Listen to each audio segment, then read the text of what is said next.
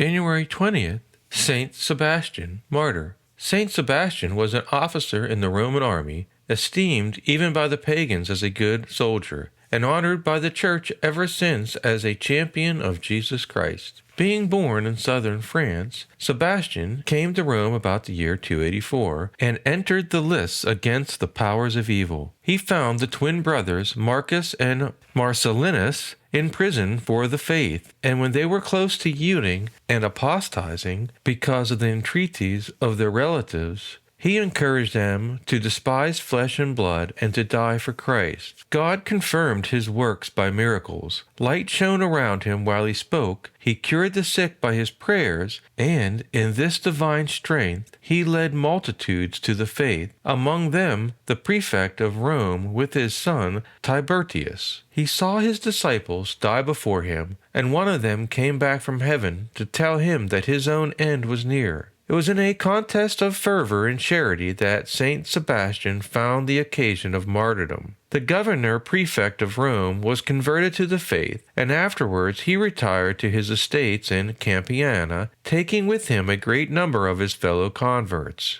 It was a question of whether Polycarp the priest or Saint Sebastian should accompany the neophytes to safety. Each was eager to stay and face the danger at Rome. Finally, the Pope decided that the Roman Church could not spare the services of Sebastian, who therefore remained amid the perils in the city. He continued to labor at his post of danger until he was betrayed by a false disciple. He was led before Diocletian, and, at the emperor's command, he was pierced with arrows and left for dead. However, God raised him up again through the efforts of a pious woman named Irene, who took care of him, and his wounds were healed. Sebastian again approaches the emperor and reproaches him for the persecutions of the Christians. The emperor, in response, has Sebastian taken to the circus and beaten to death. As we can see, Saint Sebastian was a young military man who was living in Milan, who resolved to go to Rome to help the Catholics who were in prison awaiting their execution. There were two kinds of Catholics who faced martyrdom. First, we have the true martyrs who faced death and considered it an honor to die for the Church. But the second,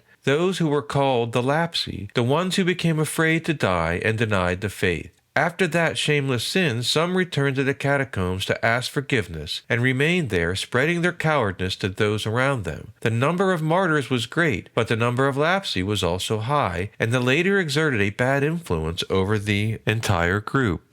Saint Sebastian, therefore, went to the very center of the persecution with the intention of helping the prisoners. He obviously realized he was exposing himself to the persecution. He was known by the emperors and was chosen by them to be a commander of the Praetorian Guard. Notwithstanding his position, Saint Sebastian confronted the emperor. When questioned, he defended the Catholic faith. For this reason, he was taken to the famous column where he was bound and shot with countless arrows. He survived and later had another trial and was condemned to death, this time he died. You can imagine the young man with the aura of the grandeur, power, and prestige of a commander around him. When he goes in charity to see some old men and women and others in prison, he stimulates them to preserve, to stand firm in the good position, and to be eager to meet our Lord. He knew naturally that his action would be denounced and bring martyrdom for himself, but he tranquilly faced such a risk. He who was accustomed to face risk, he faced it with that superior deliberation of a man who had chosen to take up the cross of our Lord Jesus Christ. He did not tremble, he did not hesitate, he always remained master of himself, always heroic.